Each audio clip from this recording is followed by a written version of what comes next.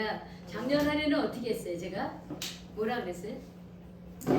올해는 다 잊어버렸어요. 작년이래 잊어버렸죠? 제가 설교하기 전에 반드시 한 게 있었죠? 뭐라 그랬어요? 찬양합니다. 그렇지. 그거를 뭐라 그래? 할렐루야 그랬잖아요. 그렇지? 하나님 할렐루야 그랬죠. 근데 올 한 해는 제가 샬롬 이렇게 인사하면 여러분들이 주님의 평화가 우리 가운데 있기를 축복합니다. 이렇게 얘기 한번 해보세요. 너무 길다. 좀 길죠? 근데 요약 이제 주세요. 평합시다. 우리 주님의 평화가 우리 가운데 있기를 바랍니다. 이렇게 하시면 돼요. 주님의 평화가 평화가 우리와 함께 있기를 우리와 원합니다. 함께 그렇죠. 있기를 원한다. 샬롬은 평화예요. 평화. 평화. 한번 어렵지만 해볼까요? 샬롬. 그러면 샬롬 그럽시다. 샬롬 그러면 샬롬 이렇게 합시다. 좀 어렵죠? 자, 샬롬. 네, 그래요. 주님의 평화가 우리 가운데 있기를 축복합니다. 아멘. 우리는 태어나면서부터 관계 속에서 살아가죠. 그걸 사회적 동물이다 이렇게 얘기를 해요. 근데 우리만 사회적 동물은 아니야.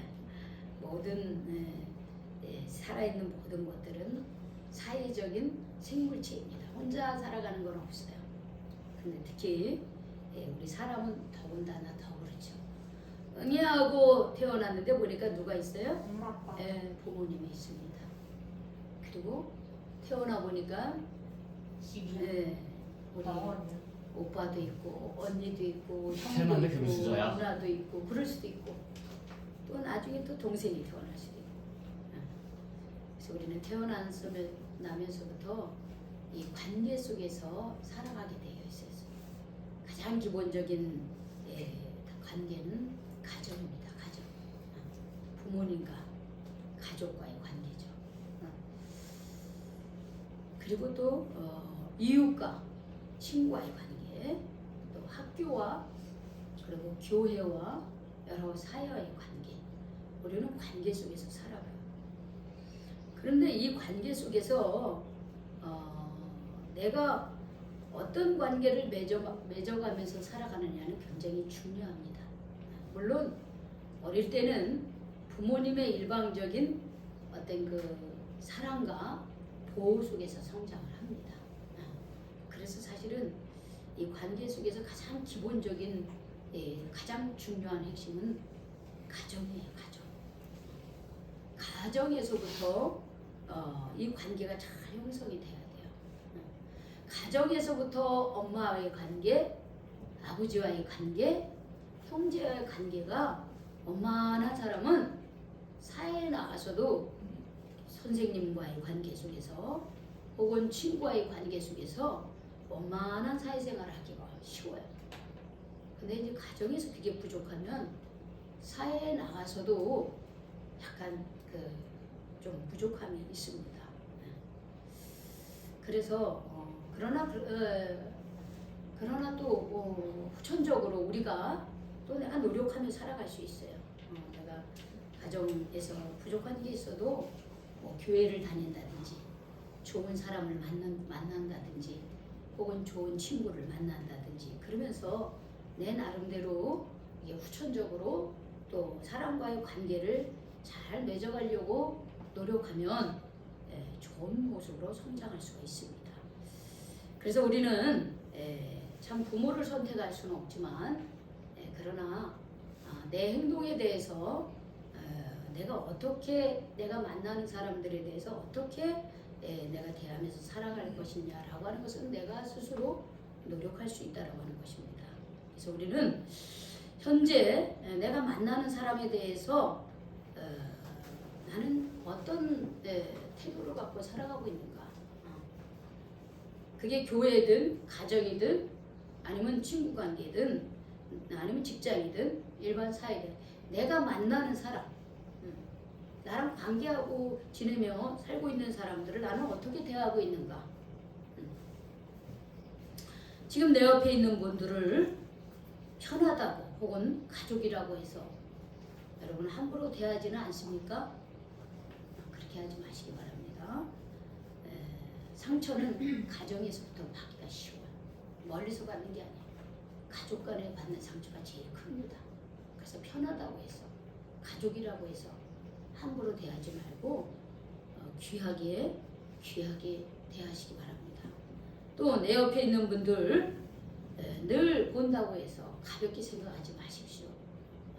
소중하게 여기시길 바랍니다. 그리고 존중하게 내 옆에 있고 나와 함께 무엇인가를 할 수 있는 것에 대해서 여러분 귀하게 여기고 상대방을 존중해 주시기 바랍니다. 왜? 우리는 서로 존중해주고 귀하게 여길수록 그 관계는 신뢰의 관계가 되는 거예요. 믿을 수 있는 거예요. 그리고 그 관계는 돈독해지고 또 그 관계는 성숙하고 성장해 갑니다. 시간이 지나면 지날수록 괜찮은 사람이 있는가 하면 시간이 지나면 지날수록 실망을 보여주는 사람들이 있습니다. 근데 내가 노력해야 되는 거예요. 내 안에 실망할 것이 많은 사람은 자꾸 내 모습을 보면서 남을 탓하지 말고 나를 봐야 되는 거예요. 저 사람이 나한테 실망했어. 왜 실망했을까? 나의 이런 모습 때문에 이런 거구나 하면서 반성을 하고 또 믿음의 사람들은 하나님의 그 자녀로서 그렇게 하지 못한 것에 대해서 하나님 앞에 회개하고 그러다 보면 우리가 사람과의 관계 속에서 우리는 좋은 사람으로서 정말 소중하게 이 관계 속에서 우리는 잘 성장해 갈 수가 있습니다. 마찬가지로 우리가 신앙생활하면서 우리는 교회 다니면서 예수님하고 나는 어떤 관계인가? 나는 예수님을 누구라고 고백하면서 살아가고 있는가? 교회를 다니는데 내가 예수님을 어떻게 믿고 있느냐? 결국 나의 신앙 고백은 내 신앙을 결정지게 합니다. 예수님에 대한 바른 신앙 고백은 현재와 앞으로 미래에 온전하고 건강한 신앙생활을 하게 되고 하나님을 기쁘게 해드리고 이웃을 사랑하는 그런 신앙생활을 하게 되고 그런 그리스도인이 되게 합니다. 그래서 오늘 우리는 나는 예수님을 누구라고 고백하는가 하는 부분에 대해서 그리고 우리가 누구라고 고백해야 되는가 라고 하는 부분에 대해서 우리가 말씀을 통해서 좀 하나님의 음성을 듣기를 원합니다. 예수님은 제자들의 신앙 상태를 점검을 하셨어요. 그래서 여기 보면 예수님이 빌립보 가이사랴 지방에 제자들을 데리고 갔어요. 근데 이때가 언제냐면 예수님이 하나님 나라 활동을 한 지 2년이 됐습니다. 근데 예수님은 3년만 딱 일하셨어요. 많이 일 안 하셨어요. 저는 30년을 일해도 하나님 나라 운동하는 게 참 힘든데 예수님은 딱 3년만 하셨어요. 짧고 굵게. 그렇죠. 예수님은 3년을 하셨는데도 세상을 변화시키는 그런 역할을 했습니다. 근데 우리는 예수님 하나님의 아들이시고 하나님 자신이기 때문에 그렇게 하신 거예요. 근데 우리는 예수님 뒷골주 쫓아가다 보니까 30년을 해도 이렇게 헉헉거리고 있는 것 같아요. 저를 보니까. 근데 이제 예수님이 자꾸 주변에서 유대 지도자들이 예수님을 시기하고 질투하고 막 사람들이 많이 쫓아다니니까 막 또 예수님이 온전한 하나님의 말씀을 전하니까 자기네들의 그 위치가 흔들리니까는 자꾸 예수님을 모함을 합니다. 신성모독을 한다. 뭐 그러면서 예수님한테 계속 공격을 해요. 요즘에 제가 이런저런 일로 저도 이제 공격을 받다 보니까 예수님이 얼마나 힘들었을까 그런 생각이 드는 거예요. 공격을 받아 보니까 예수님은 수도 없이 공격을 당했잖아요. 바리새인들, 유대 지도자들로부터 공격을 당하고 나중에 심지어는 예수님한테 은혜 받고 예수님이 주시는 맛있는 음식 먹고 영적 음식, 육의 양식을 먹은 사람들조차도 결국은 예수님을 배신하고 12제자들도 예수님을 배신하고 예수님을 십자가에 못 박으라고 그렇게 하지 않으셨습니까? 그런 일을 당했잖아요. 예수님이 3년 이상 못 하셨을 것 같아요. 3년만 해도 되는 거예요. 예수님은 워낙 그 역할이 컸기 때문에. 근데 이제 지금 예수님이 그 하나님 나라 운동을 한 지 2년이 됐어요. 앞으로 이제 1년 뒤에는 십자가 순환이, 십자가 사건이 기다리고 있어요. 그러니까 예수님은 이미 아시는 거예요. 자기의 생애가 그렇게 얼마 남지 않은 것을 알고 있어요. 그리고 제자들하고 2년 동안 같이 먹고 자고 그러면서 하나님 나라 운동을 하고 하나님 말씀을 가르쳤기 때문에 이제 1년 남은 시점에서 예수님이 이 빌립보 가이사랴 지방에 일부러 데리고 간 거예요. 한적한 곳으로 데리고 간 거예요. 왜냐면 이 가이사랴 빌립보는 갈릴리에서 예수님의 주 무대는 갈릴리 지역에서도 가버나움 중심으로 그리고 또 저쪽 이방 땅 위아래로 이렇게 해서 그러나 주로 이 갈릴리 지역에서 많이 활동을 하셨습니다. 그런데 이 빌립보는 이 갈릴리 호수에서도 저 끝에 맨 끝에 북쪽으로 약 40km 떨어진 지점에 위치하고 있었습니다. 거기는 이스라엘의 가장 높은 산 헐몬산이 있어요. 그냥 여름에도 그 헐몬산 꼭대기에는 눈이 쌓여 있을 만큼 아주 그렇게 높은 산이었습니다. 근데 사실은 그 헐몬산 밑에서 내려오는 그 물이 결국은 갈릴리 호수를 이루는 것이었어요. 그래서 이 빌립보라고 하는 곳은 사실은 그 저기 가이사랴 저기 막 갈릴리 땅에서 제일 먼 저기 끝에 아주 아름답고 조용한 마을이었습니다. 그런데 당시 이 유대 땅을 누가 다스리고 있었냐면 분봉왕 헤롯 빌립 2세가 이 유대 땅을 다스리고 있었어요. 근데 이 빌립 그 2세가 로마 황제 디베리오 가이사한테 잘 보이기 위해서 이 빌립보를 크게 어떻게 이 지역을 크게 확장을 시켜요. 그리고 거기다가 디베리오 황제의 그런 어떤 그 신전을 건립을 합니다. 그리고 거기서 신전을 건립해가지고 사람들이 거기서 그 로마 황제한테 인사하고 숭배하고 그렇게 만든 거예요. 그러니까 저 로마에 살고 있는 이 티베리우스 로마 황제한테 잘 보이려고 결국은 이 빌립이 이 도시를 확장을 하면서 그 지역을 가이사라 빌립보라고 명칭을 했어요. 그러니까 이곳은 우상의 땅이었습니다. 하나님을 믿는 사람들이 없어요. 오히려 바알을 섬기고 황제를 섬기고 우상의 땅이에요. 여기는. 그런 곳에서 예수님은 제자들에게 물어본 거예요.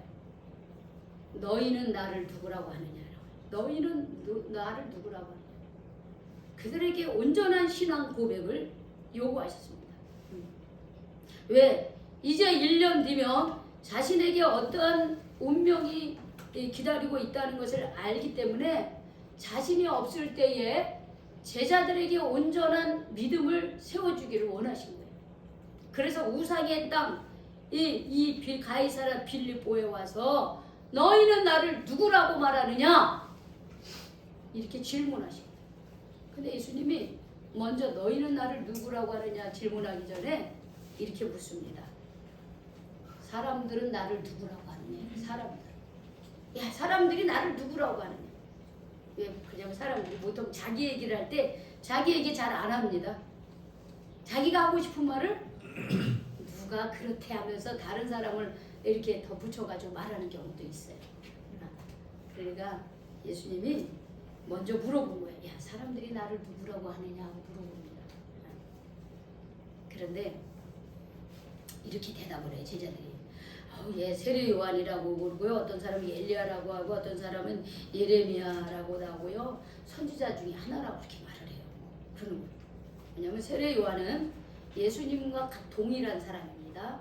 세례 요한은 사촌이에요. 예수님하고. 예수님의 어머니 마리아의 사촌이었어요. 여기는 그냥 사촌이고 여기는 육촌이네. 그래 맞아. 마리아의 사촌 언니 엘리사벳을 통해서 6개월 먼저 태어난 사람이 누구냐? 세례 요한이에요. 그리고 세례 요한은 예수님과 비슷한 활동을 하셨습니다. 그래서 세례 요한과 예수님과의 사역은 공통점이 많았습니다. 그래서 세례 요한이 부활했다 이렇게 생각하는 사람들이 있어요. 세례 요한은 분명히 헤롯 왕이 죽였는데 부활했다 이렇게. 그래서 세례 요한이다 그런 사람이 있고, 또 어떤 사람은 엘리야다. 엘리야는 구약에 보면 에녹과 더불어 죽음을 보지 않고 하늘로 승천한 자들이에요. 그리고 그는 불의 사자였습니다. 근데 예수님도 그 불의 사자처럼 그렇게 말씀을 전했기 때문에 엘리야다 이렇게 얘기하는 사람도 있고, 또 예레미야는 눈물의 선지자예요. 회개하지 않은 이스라엘 백성들을 위해서 눈물로 기도한 사람이 누구냐? 예레미야였어요.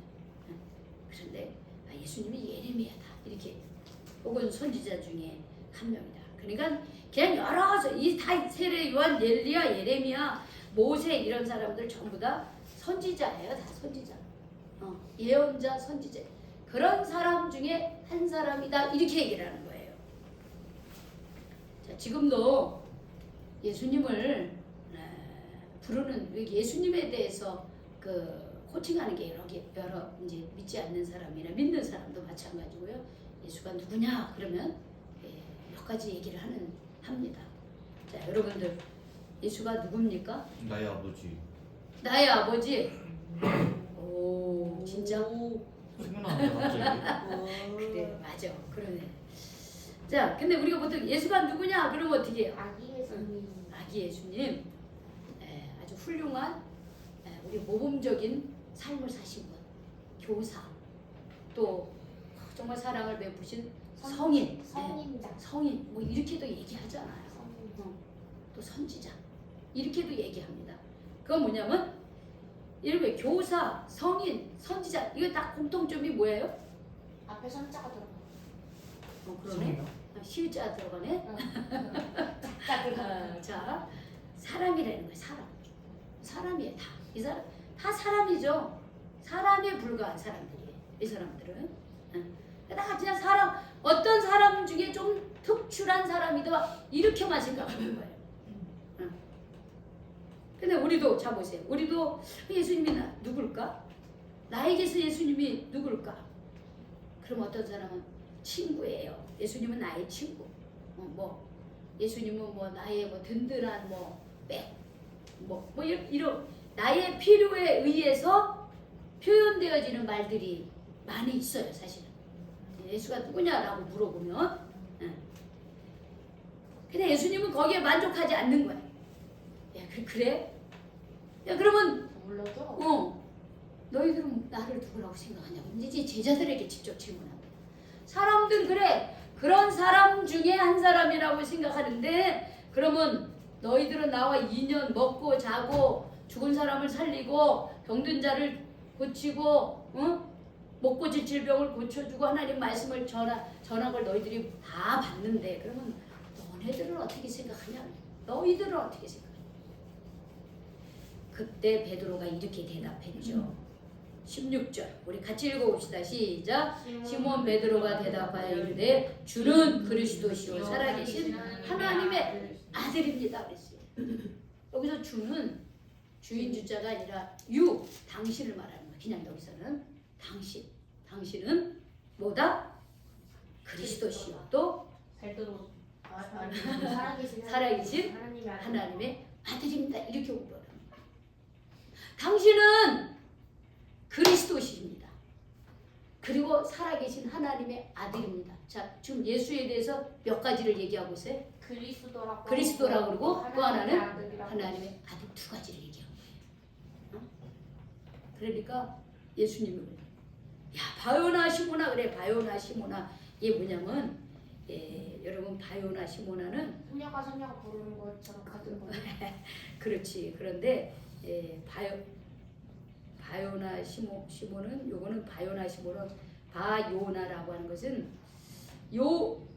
요나의 아들이라는 거예요. 요나의 아들. 바는 아들이에요. 요나의 아들. 요한의 아들. 요나의 아들 혹은 요한의 아들이라는 뜻이에요. 바요나. 시몬은 뭐냐면 시몬은 이스라엘 언어 히브리식 이름이 시몬이고 베드로는 나중에 예수님이 너를 반석이다 그래가지고 베드로를 불러줬는데 이 베드로는 뭐냐면 헬라 당시 로마 제국은 헬라어를 썼어요. 그래서 헬라식 이름이 베드로고 시몬은 똑같은 이름인데 시몬은 이스라엘식 이름이래요. 그러니까 우리도 이제 한국 이름이 있고 만약에 미국 시민이면 미국 이름이 있잖아요. 그런 것처럼 같은 이름인데 이 시몬은 누구의 아들이라는 거예요? 요나는 요한의 아들이라는 거예요. 지금 이거를 누구의 아들이라고 하는 혈육을 말하는 거예요. 바요나 시모나 이렇게 말하는 것은 뭐냐면 야 너 참 복이 있다. 근데 이를 내게 알게 하는 이는 혈육이 아니다 이렇게. 요한의 아들 시모나 그러면서 요한의 아들 시모나 근데 이게 혈육 어떤 육신적으로 네가 이렇게 한 게 아니야 이렇게 얘기하신 거예요. 그리고 어떻게 오직 하늘에 계신 내 아버지께서 너에게 그런 은혜를 주셔서 깨닫게 해주셨다 이렇게 말씀하시는 거예요. 복잡하다. 복잡해요. 어려. 그러니까 주는 그리스도시요 살아계신 하나님의 아들이라고 하는 이 고백이 육신적인 생각으로는 불가능한 고백이라는 거예요. 그러면 어떻게 되느냐?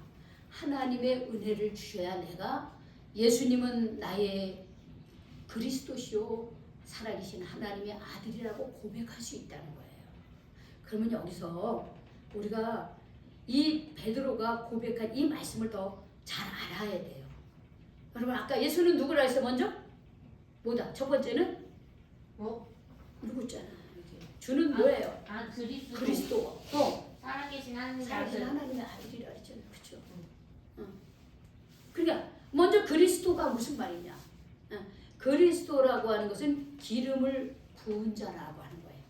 근데 구약에 보면 어떤 사람에게 기름을 붓느냐면 선지자나 혹은 왕에게만 붓는 거예요. 그러니까 제사장과 왕에게만 붓는 것이 기름. 그러니까 사무엘이 사울에게 기름을 부어 왕 이렇게. 그리고 사울의 뒤를 이은 다윗에게 기름을 부은 거야. 그러니까 이게 뭐냐? 주는 그리스도라고 하는 것은 예수님은 그리스도라고 하는 것은 어떻게 왕이십니다. 당신은 기름 부은 자로서 구원자입니다. 기름을 부은 왕인데 그것은 그리스도라고 하는 것은 구원자라는 뜻이에요. 구원자라고 하는 뜻. 그래서 당신은 기름을 부은 구원자이십니다. 구원자라고 하는 거예요. 이 땅에 구원자로 오셨습니다. 나를 구원해 주셨습니다. 자, 여러분 우리가 예수님이 구원자라고 하는 것에 대해서는 우리가 너무나 잘 익히 알고 있죠. 그렇죠? 예수님이 나를 구원해 주셨습니다. 십자가의 거룩한 보혈의 피로 나를 구원해 주신다. 이런 고백을 너무 많이 합니다. 우리는 내가 예수님을 통하여 구원받았다고 하는 것을 우리는 믿어요. 그렇죠? 다 믿습니다. 그런데 여기서 하나 더 첨가돼야 된다는 거예요. 예수님은 그리스도, 기름 부음 받은 자로서 나를 구원한 구원자이지만 동시에 또 그분은 누구라 그랬어요? 살아계신, 여기서 보면 살아계신 하나님의 아들이라고 하는데 우리는 또 관심을 가져야 됩니다. 여러분 살아계신 하나님의 아들이라고 하는 말이 무슨 뜻일까요? 말대로 살아있으니까 아들인 거야. 그렇죠. 자 그런데 더 한 단계 더 들어갑시다. 자 마태복음 뒤에 마가복음 있죠? 마가복음 1장 1절 한번 봅시다. 요거는 이렇게 다시 돌아올 거니까 체크해 놓으시고 16장 체크해 놓으시고 자 마가복음 1장 1절 우리 같이 한번 읽어봅시다. 시작. 하나님의 아들 예수 그리스도의 복음의 시작이라고 했어요. 하나님의 아들 누구예요? 예수 그리스도의 복음의 시작이 이렇게 시작을 합니다. 이 마가복음은 원래요 이 사복음 속에서 가장 먼저 쓰여진 것이 마가복음이에요. 마가복음. 다른 마태나 누가도 이 마가복음을 많이 참고해서 복음서를 썼어요. 근데 왜 지금은 첫 번째, 두 번째 들어가 있어요? 아주 중요한 질문이네요. 왜냐면 이 마태는 유대인들을 대상으로 당시 유대인들을 대상으로 했기 때문에 그래서 마태가 먼저 들어가. 마가복음은 로마 사람들을 위해서 쓰여진 거기 때문에 두 번째로 들어간 거예요. 그 순서가 아주 그 이제 성경을 읽더니만 많이 유식해졌네. 질문이 많이 유식해졌네. 유식하네. 유식. 네, 그냥 그런가 보다 이제 이렇게 생각하는데 이제 왜 그럴까? 이게 굉장히 중요해요. 질문하는 것만큼 내가 뭔가를 알고 있다는 거예요. 그래서 여기 뭐 하나님의 아들이 누가 예수 그리스도의 복음의 시작이라 했어요. 그런데 원어에는 복음의 시작이 뭐냐? 예수 그리스도라고. 예수 그리스도 하나님의 아들이라고 이렇게 표현되어 있다는 거예요. 같은 말 아니에요? 같은 말이지만 복음의 시작이 뭐냐? 예수가 뭐다는 거예요? 예수가 아들. 그리스도이고 예수가 누구라는 거예요? 하나님의 아들이라는 거예요. 복음의 시작은 예수가 그리스도고 예수가 하나님의 아들이 이게 복음의 시작이라는 거예요. 그래서 우리는 그리스도에 대해서 너무나 잘 알고 있어요. 나를 구원해주고 나를 위해서 십자가에 못 박이신 구원자에 대해서 너무나 잘 알고 있어요. 그런데 두 번째 그분이 누구의 아들이라는 거예요? 살아계신 하나님의 아들이라고 하는 부분에 대해서는 조금 간과하는 부분이 있어요. 구원자에 대해서는 관심이 많은데 그분이 하나님의 아들이라고 하는 부분에 있어서 우리가 많이 생각을 못하는 부분들이 있습니다. 그건 왜 그런 거예요? 자꾸 구원자에 대해서 많이 얘기를 해서 그렇겠죠. 그래서 이제 제가 이거를 얘기하는 거예요. 살아계신 하나님의 그러면 아들의 뜻이 뭘까? 아까 우리 은혜자매가 말 그대로죠. 살아계신 하나님의 아들이죠. 맞아요. 그런데 여러분, 자, 이 살아계신 하나님의 아들의 더 큰 의미가 있습니다. 마태복음 28장 18절을 한번 봅시다. 바로 앞에 있죠. 마태복음 28장 18절. 마가복음 바로 앞에 있죠. 바로 위에. 그렇죠. 자, 28장 18절에 자 한번 읽어봅시다. 시작. 예수께서 나와 말씀하여 이르시되 하늘과 땅의 모든 것을 내게 주셨으니. 여러분, 하나님의 살아계신 하나님의 아들이라고 하는 것은 뭐냐면 하늘과 땅의 권세를 어떻게 해요? 다 가지고 있다는 거예요. 하나님의 아들은 하늘과 땅의 모든 권세를 받았다는 거예요. 이게 단순히 하나님의 아들이 아니다. 자 보세요. 여러분들, 아들은 아버지의 모든 것을 어떻게 해요? 다 받을 수 있는 권리가 있는 거예요. 살아계신 하나님의 아들이라고 하는 것은 예수님이 어떻게 하나님이 갖고 있는 그 하늘과 땅의 모든 권세를 어떻게 해요? 갖고 있다라고 하는 거예요. 예수님 그런 분이라는 거예요. 자, 또 한 구절 찾아볼까요? 요한복음 3장 35절 한번 봐요. 자, 뒤쪽에 요한복음 3장 35절.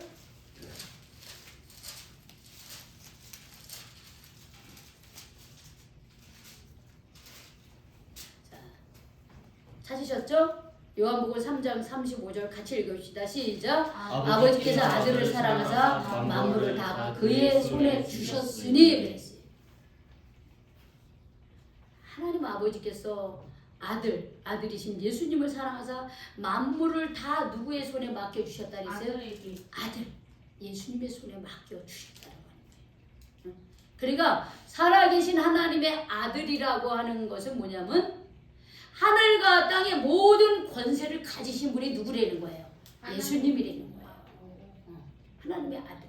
그래서 아버지의 권세는 누구의 권세? 아들의 권세잖아요. 그러니까 살아계신 하나님의 아들로서 하늘과 땅의 모든 권세를 예수님이 갖고 있고요. 여기 만물을 다 그의 손에 하나님이 어떻게 주셨다 그래서 다 줬다 그랬어요. 하나님께 모든 권세를 하나님이 예수님에게 주셨다 그랬어요. 그러면 하나님의 아들이 결국은 하늘과 땅의 뭐라는 거예요? 주인이라는 거예요. 주인. 즉 뭐예요? 하늘과 땅의 뭐예요? 왕이라는 거예요. 왕. 주인이라는 거예요.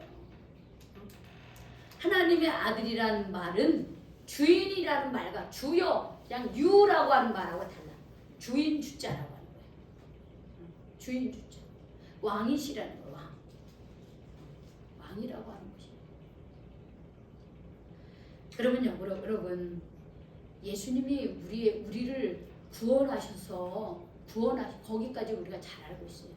그런데 예수님이 나의 왕으로서 우리는 그렇게 믿고 있어요. 우리가 그리스도에 대한 믿음은 있는데 살아계신 하나님의 아들로 우리가 믿고 있습니까? 응? 우리 예수님이 하늘과 땅의 모든 권세를 가진 자로서 만물을 다 그의 손에 다 가지고 있으면서 이 하늘과 땅 우주 만물의 주인이 예수님이라고 하는 것을 우리는 믿고 있습니까? 여기까지 가야 된다는 거예요. 예수님이 단순히 뭐 여러 선지자 중에 한 사람, 뭐 성인 중에 한 사람, 뭐 뛰어난 사람, 이 정도가 아니라니까. 예수님은요, 살아계신 하나님의 아들이라는 거예요. 이게 다른 차이점이에요. 그런데 이 복음서는 그렇게 다 고백을 하고 있는 거야. 응? 복음의 시작이 뭐냐? 예수가 우리를 구원해 준 자고 예수님은 하나님의 살아계신 하나님의 아들이라고 하는 것에서부터 출발하는 거예요. 여기서부터 우리가 출발해야 되는 거예요. 예수님이 그랬잖아요. 너는 그 고백을 네가 스스로 한 게 아니야. 혈육으로 네 능력으로 한 게 아니야. 누가 그 고백을 하게 해줬다 그랬어요? 응? 자, 이 마태복음 16장 오세요. 마태복음 16장으로 오세요. 혈육이 아니라 이를 내게 알게 하는 너의 아버지, 네 핏줄이 아니고 더 너의 어떤 육신적인 힘이 아니라 하늘에 계신 내 아버지께서는, 지금 하늘의 은혜로서 그런 고백이 돼야 된다는 거예요. 응? 예수님이 나의 구원자까지는 되는데 예수님이 살아계신 하나님의 아들로서 우주 만물의 주인이고 모든 권세를 가지신 분이라는 것을 내가 믿고 있느냐라고 하는 것이에요. 응? 어떠세요? 여러분 그게 믿어지십니까? 응? 그럼 그게 믿어지면 하나님의 은혜예요. 내 능력으로 되는 게 아니에요. 내가 아직 안 믿어져. 그러면 어떻게 해야 됩니까? 믿어요. 믿게 해달라고 하나님 앞에 기도해야 돼요. 하나님, 저는 그거는 안 믿어져요. 주님이 구원자라는 것까지는 내가 믿겠는데 이 세상의 주인이라고 하는 거는 내가 믿어지지가 않네요. 근데 어때?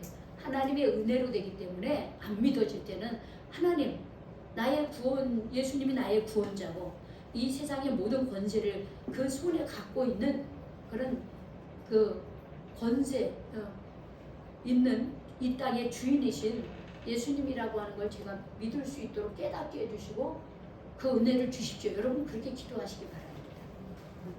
그렇게 기도를 하셔야 돼요. 안 믿어지니까 아닌가 보다가 아니에요. 하나님, 내가 그냥 그렇지 않으면 이 복음서는요, 그거를 증명하기 위해서 이 복음서가 쓰여진 거거든요. 그들의 고백, 그들의 믿음이 없으면 이거를 기록을 못했거든요. 근데 그들이 말한 것은 복음은 예수가 우리의 구원자이고 살아계신 하나님의 아들이라고 하는 것을 그들은 고백을 했고 그걸 믿었어요. 예수를 보고 예수를 경험하고 예수의 부활을 체험하고 그들은 이분이 세상의 주인이라고 하는 것을 알게 됐다는 거예요. 그래서 우리가 그런 예수님을 우리가 진심으로 나도 나의 왕으로 섬겨야 돼요. 나의 왕으로 내가 믿어야 돼요.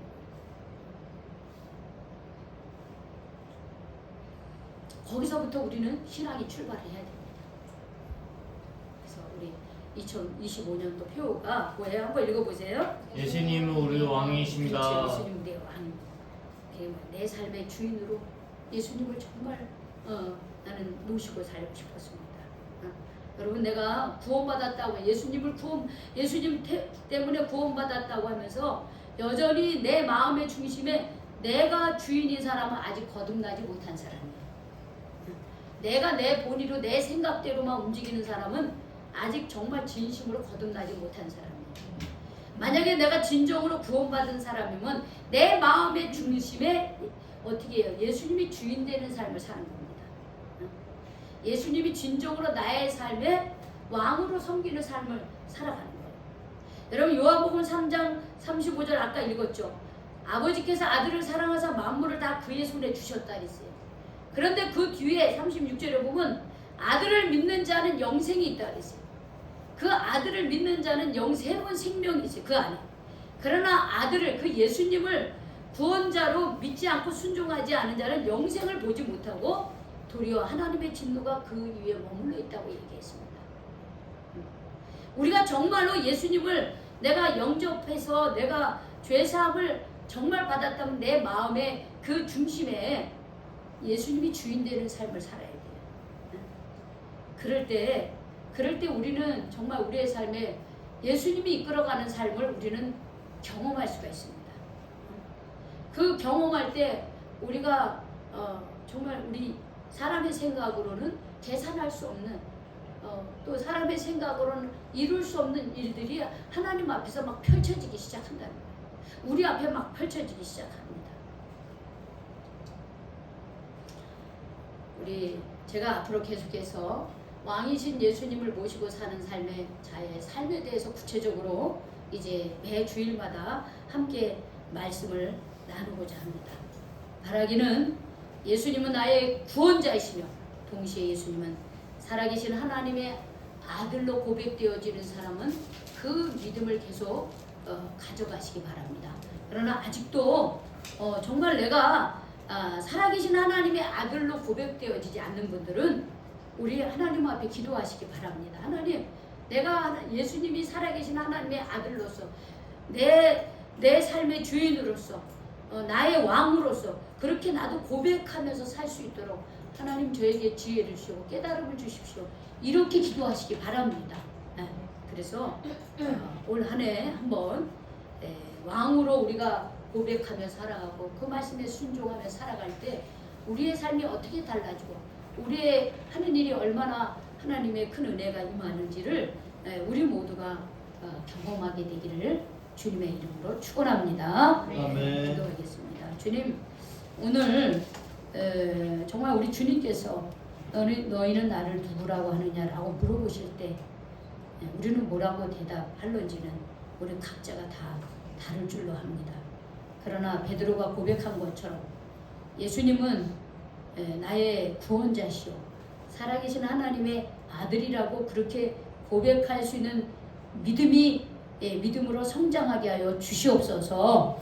여기에 있는 우리 모두가 살아계신 하나님의 아들을 나의 왕으로 마음에 모시고 그 예수님의 그 인도함 속에서 2025년도를 살아갈 수 있도록 인도하여 주시옵소서. 그리함으로 왕으로 모시며 살아갈 때 우리의 삶이 얼마나 달라지고 우리 주님께서 믿음으로 사는 자에게 하나님의 그 예상할 수 없는 그 축복을 그 축복의 가운데 축복 속에 우리가 그 가운데 있는 그런 저희들이 다 되게 하여 주시옵소서. 예수님의 이름으로 기도 올리옵나이다. 아멘. 우리 찬송